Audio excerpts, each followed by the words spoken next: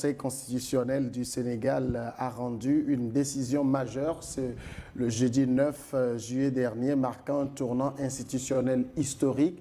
Il faut rappeler que c'est le président de la République sénégalaise, Bassirou Diomaye Faye, qui a saisi le Conseil constitutionnel pour faire invalider la loi de révision constitutionnelle adoptée le 29 juin dernier par l'Assemblée nationale. Le Conseil s'est donc déclaré pleinement compétent pour contrôler la régularité du processus législatif et il a censuré le test en se basant principalement sur des vices de procédure et des irrégularités substantielles. On ira au fond tout à l'heure. Mais dans la foulée, le président de l'Assemblée nationale, Ousmane Sonko, a salué une décision qui s'impose à tous. C'est ce qu'il a écrit. Mais est-ce qu'on va parler ici d'un désaveu pour le PASTEF, pour le Parlement sénégalais? Alors, en fait, ce n'est pas une question de désaveu, mais c'est que c'est une sorte de volte-face. Volte-face, ça voudrait dire que vous pensez avoir la même mise sur toutes les institutions et du coup, il y a cette décision qui sort. Ouais, il ne peut pas faire autrement. Dans son fond intérieur, et ça va le brûler, même au sein du passé, ça va le déranger parce que ils auraient pensé que tout était balisé quand le même Conseil constitutionnel s'est déclaré incompétent face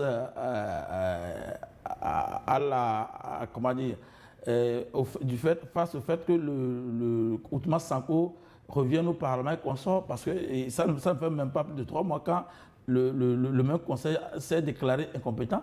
Et maintenant, quand le même Conseil revient ici pour dire qu'elle se connaît de cette affaire et dit qu'elle ne valide pas cela, moi je pense que non seulement il y a une question de vote face, mais au Sénégal, et les gens peuvent dire ce qu'ils veulent. Mais en fait, ce n'est pas purement le droit qui se pratique au Sénégal, mais c'est l'influence de la foule, de la population. Les gens ne veulent pas avoir de problème avec la population. Donc, vous allez voir que même quand il s'agit de prendre une décision rigoureuse, on voit d'abord la vie de la population pour ne pas aller contre cela. C'est pourquoi vous allez voir dans un premier temps, le Conseil n'a pas voulu dire que ce que Sonko fait, il y a problème. Mais on a entendu que Diomaye Faye ait créé son parti aussi. Et on a il n'a pas encore créé, il a annoncé la création. Quand la mouvance, pour ne pas dire le parti président ou le président veut créer un parti, le reste, ce n'est que formalité. Quand il dit, ça se fait dans moins de 2 heures. Et ça sort aussi. Moi, je connais 2 ou 3 figures de personnes qui ont dit qu'ils rejoignent le parti du président. Donc ça veut dire que c'est déjà dans l'œuf.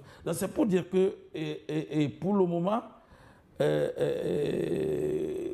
Ousmane Sonko est obligé d'accepter cela comme ça, mais je sais qu'il ne va pas s'arrêter là-bas. Mais ce que je veux mettre en œuvre ici, c'est le ping-pong du Conseil constitutionnel, parce que la réforme de Ousmane Sonko, en fait, ça crée un grand problème aussi au Conseil constitutionnel. Il dit que la Cour constitutionnelle, ça voudrait dire que ce ne seront plus les mêmes personnes. Quand on va créer la Cour, il y a ce privilège qu'on les appelle les sages. Il y a beaucoup de choses aussi, ils vont perdre tout ce qu'on a dit, parce que les 2 raisons qu'on a données pour invalider, enfin, les raisons ne suffisent pas pour dire que on valide ça. Les raisons doivent être purement juridiques, mais ce qu'ils ont dit ici, c'est plus politique que juridique. Et comme je l'ai déjà dit, le Sénégal, c'est un pays où on tient compte énormément de l'opinion publique avant d'agir sur ce genre de choses. D'accord. Les motivations du rejet du Conseil constitutionnel, on parle d'irrecevabilité financière,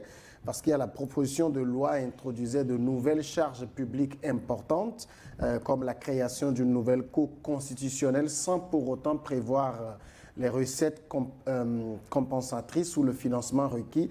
Ensuite, le non-respect du travail parlementaire, parce qu'au niveau du Parlement, vous savez que le gouvernement a tenté de faire des amendements que le Parlement n'a pas acceptés en parlant de propositions de loi. Désaveu pour Ousmane Sonko. Oui, en fait, avant même d'aborder cela, je voulais faire constater que dans les débats, je pense que Sonko avait posé un certain nombre de questions très justifié, mais avait oublié une seule chose. Il avait demandé pourquoi le président Diomaye Faye a si subitement changé, mais il n'a pas cherché à comprendre ce qui a motivé ce changement et l'impact que ce qui a motivé ce changement pouvait imposer. Donc, en allant vers la Constitution qui doit être modifiée, il l'a si bien dit. Il n'a pas vu ratisser l'âge pour voir cette modification va agir sur qui. Mais les hommes du Conseil constitutionnel, s'ils savent que le changement là va les débouter de leurs choses et puis va leur retirer un certain nombre de prérogatives et qu'on leur demande d'arbitrer cela, je ne suis pas sûr qu'ils vont l'arbitrer contre eux-mêmes. Donc rapidement, ils doivent trouver des créneaux pour pouvoir tirer le drap vers eux. Et de ce cadre, ils sont en train d'aller vers le président Diomaye Faye en quittant Sonko, qui perd un peu d'influence. Est-ce que vous voyez? Ensuite, quand le monsieur a dit que tout ce qu'ils ont introduit comme modification devrait être voté de façon bloquée sans que le président ait à regarder, mais déjà, ça veut dire qu'on pressent là-bas qu'il est en train, ou bien l'Assemblée est en train de vouloir imposer sa suprématie démos,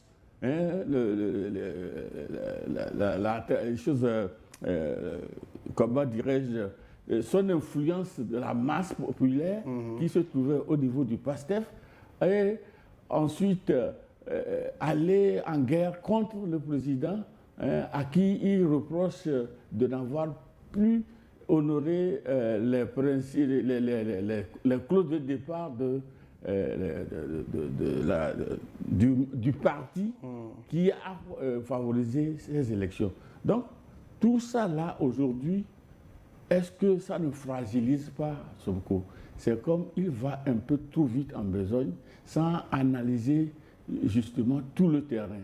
Et il oublie que des gens qui sont avec lui aujourd'hui, en raison de ces petits dérapages, peuvent lui tourner dos et aller vers l'autre. Parce que lui aussi, quand il est arrivé, il s'est installé, il sait qu'en changeant de posture, il va avoir des problèmes avec PASTEF, qui a la majorité parlementaire, et il doit s'entourer de tout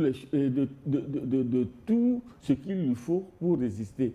Alors que le pouvoir également, le Kratos, lui donne un certain nombre de pouvoirs.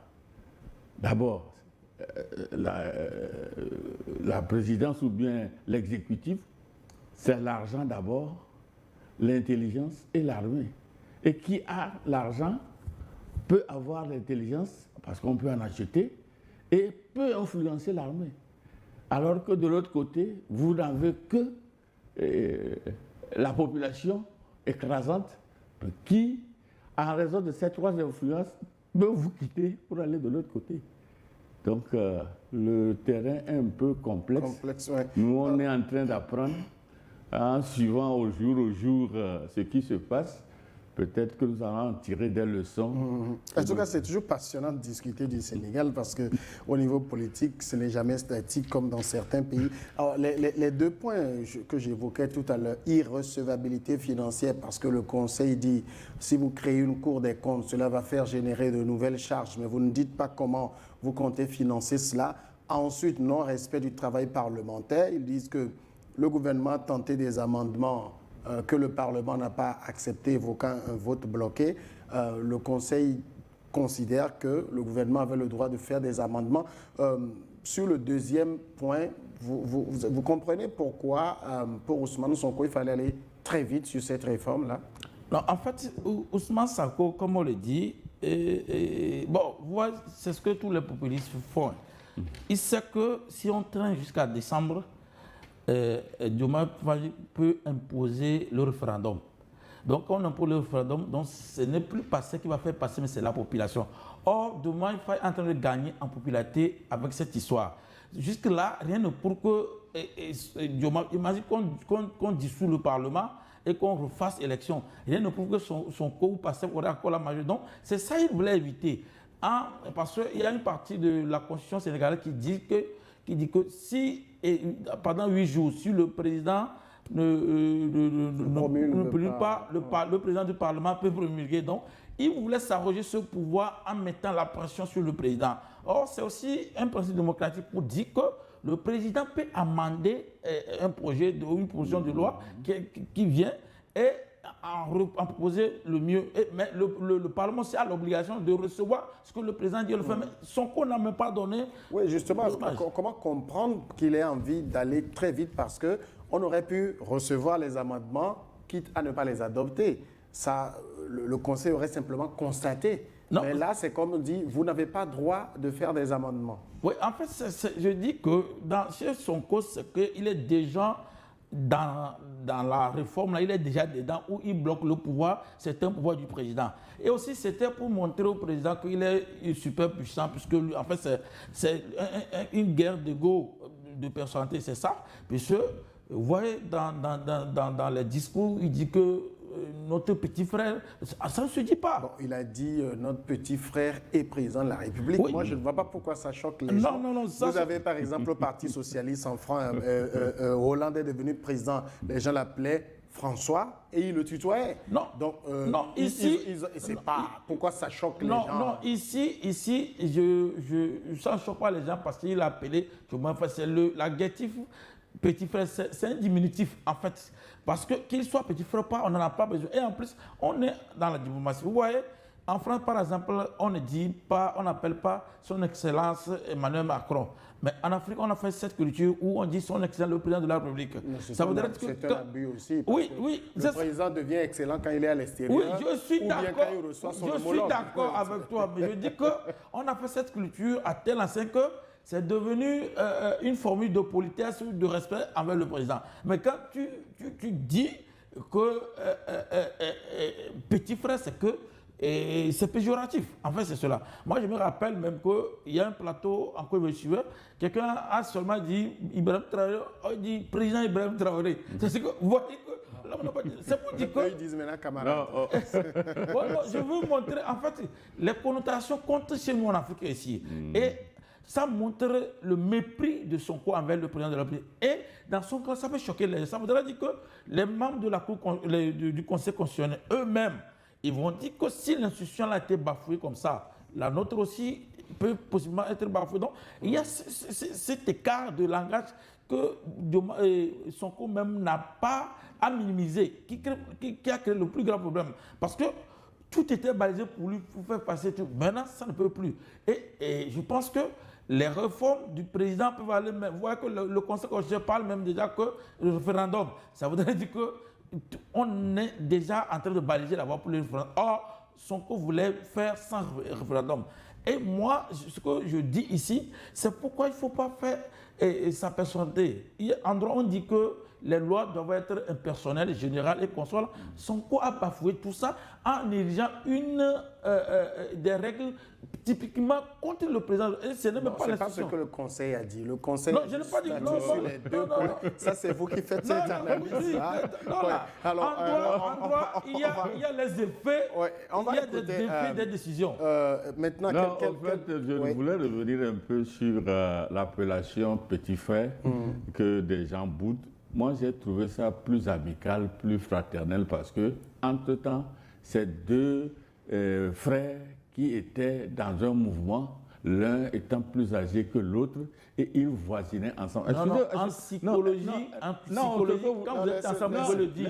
Mais une fois que vous êtes en discordance, vous ne le dites plus. Laisse-moi vous le dire. Il l'appelle bien, Monsieur le Président, mais quand il le ramenait au niveau du PASTEF, il dit non, c'est notre petit frère qui est allé là-bas. Donc, ça veut dire que quelque part, il y avait une certaine fraternité de départ qui s'érode à partir du moment où il est devenu président. Et c'est ça qui l'intrigue parce qu'il a pensé que même au niveau de la présidence, la fraternité devrait toujours continuer et les principes de départ devraient être les principes d'arrivée. Est-ce que vous voyez? Donc, je me dis, effectivement, ce que j'ai constaté, c'est que le fait que Diomaye Faye se soit au fait séparé des principes fondamentaux de PASTEF qui ont milité en faveur de son élection a braqué Sonko. Et quand Sonko, pour pouvoir montrer au peuple qu'il est toujours resté fidèle à tout ce qu'il a dit, est désavoué par Sonko, par le président, et il est revenu, il a ouvert une guerre d'influence contre le président en considérant la majorité écrasante qu'il a au niveau du Parlement. Et avec cette majorité au niveau du Parlement, il pensait à une majorité populaire dans le pays et il se disait, tout ce que je vais prendre comme décision sera avalisé par toute la population et comme ça, rapidement, nous allons fermer le bloc contre et nous allons le sceller et comme ça, nous allons... Voilà pourquoi il a pris toute cette disposition-là en allant à la va-vite. Or, il a oublié que ceux qui sont au Parlement ne sont pas tous ceux qui constituent la population sénégalaise. Et qu'au niveau de la population sénégalaise, il y a des gens qui également réfléchissent. Et que Diomaye Faye également étant là et ayant pour appui l'équipe de l'ancienne présidence qui a été écartée et ajouter à ce que je viens de dire que sa position aujourd'hui au niveau de l'État lui permet d'avoir un certain nombre de prérogatives qui lui permettent facilement de pouvoir inverser certaines tendances et certaines croyances au niveau de la population. Et voilà ce qu'il a utilisé aujourd'hui. Et vous voyez, avant même qu'il ne fasse chose, il introduise sa requête, savez-vous combien de personnes sont allées expliquer quoi au Conseil institutionnel pour leur expliquer voilà ce que le Sonko demande, vous-même, vous êtes dedans. En tout cas, vous voyez, c'est toute une philosophie, c'est beaucoup de choses. En tout cas, c'est comme ça, moi, je suis en train de lire la chose. Maintenant, de toute façon, le Conseil ramène tout le monde à la case départ. Au même moment, les deux camps, parce que, appelons-le maintenant comme ça, les deux camps sont d'accord qu'il faut réformer la Constitution. Et de toute façon, même si le gouvernement a introduit un projet, ça doit revenir au Parlement. Est-ce qu'on n'est pas en train de tourner en rond? Non, on ne va pas tourner en rond parce que malheureusement, je n'ai pas les articles en tête dans la Constitution sénégalaise. Quand les propositions viennent, plutôt les projets de loi viennent et que c'est 2 fois c'est rejeté, troisième fois, ça prend effet automatiquement. Donc, il ne peut pas jouer ce jeu de ping-pong, puisqu'il y a pas obligation aussi pour le président d'amener des réformes dans un délai donné. Donc, comme je le dis, le président peut traîner jusqu'en décembre et demander à dissoudre le Parlement s'il y a les moyens financiers pour le refaire. Parce que, n'oublions pas, quand ils sont venus, ils ont dissous plutôt le Parlement de Macky Sall, que Macky Sall avait fait, c'est là où ils ont... Justement, Sonko était en train de viser là-bas en lui demandant la limitation de ses prérogatives au niveau... Une seule fois durant son mandat. Non, et ça doit faire 2 ans, on ne peut pas le faire.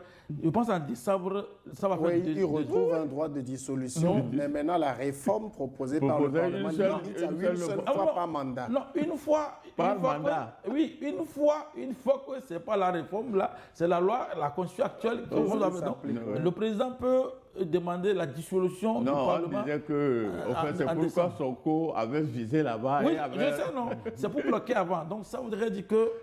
Mais le Parlement peut aussi refaire une proposition de loi dans le même sens, en suivant la procédure cette fois. Le Parlement peut faire autant de fois les propositions, mais comme je le dis, le président a toujours son attouchement, doit poser sa main par rapport à la proposition de loi. Si c'est bon ou c'est pas bon, le président a son mot à dire aussi avant de la publier. Donc ça voudrait dire que d'une manière ou d'une autre, s'il n'y a pas une entente des 2 parties, c'est que c'est mort. C'est mort. Mais comme je le dis, le président se retrouve à ce moment ragaillardi et que les gens vont aider le président à faire passer sa proposition maintenant. C'est là où je dis que les articles qui créent problème entre les deux parties, s'il faut le dire ainsi, peuvent facilement être avalisés parce que là, actuellement, le président se retrouve dans une bonne situation. Et comme je le dis, il y a déjà 2 ou 3 personnes de PASTEF qui ont promis rejoindre le parti, sans compter les anciens partis qui sont là. Donc, pour moi, c'est bon. En droit, ces explications, c'est bon, c'est comme ça. Un parlement ou bien un pays démocratique fonctionne parce que les institutions peuvent avoir, c'est bon. Maintenant, quand une institution veut imposer, c'est ça qui n'est pas bon. Donc, pour le moment, moi, je pense que ça ne fait que comment dire, enrichir le droit sénégalais par rapport à cela. Et ça doit nous donner aussi des solutions pour régler les nôtres. Bon, comme je le dis, on n'est pas sûr, mais les gens doivent savoir aussi, est-ce oui ou non, il faut avoir les ministres, maires et consorts là chez nous aussi, parce que c'est le problème qui a commencé là-bas. D'accord, on voit clairement quand même que les institutions sénégalaises veillent au grain. Oui, Sonko même l'a reconnu et il a bien dit que si chaque institution jouait correctement son rôle, ça éviterait les crises et je pense que c'est une leçon qui est bien ressortie là-bas. Et tu l'as aussi bien remarqué, il y a eu 2 points essentiels sur lesquels le Conseil constitutionnel s'est fondé pour invalider le truc là. Et je me dis que